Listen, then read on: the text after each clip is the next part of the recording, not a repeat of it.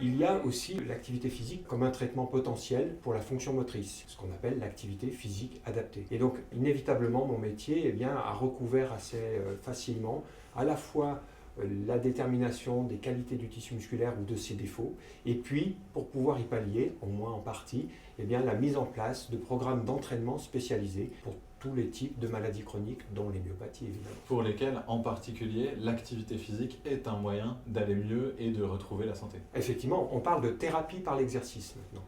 Parce qu'effectivement, au fil des années, dans les différentes disciplines, on le sait depuis longtemps sur les insuffisants cardiaques ou un infarctus, que de se réadapter à l'exercice permet d'améliorer la situation et d'augmenter la survie. Eh bien, ça s'est fait dans les maladies respiratoires, après le cancer, dans les maladies métaboliques, et peut-être un peu plus récemment, finalement, aussi dans les maladies neuromusculaires. Donc, même quand le muscle lui-même, l'organe du mouvement, est malade, on sait maintenant que non seulement il y a un bénéfice, mais il y aurait même des difficultés et une aggravation de la maladie si on n'entraînait pas régulièrement le muscle à l'activité physique. Donc, c'est vraiment un traitement qu'on doit envisager systématiquement avec toutes les autres thérapies qui accompagnent ces maladies chroniques.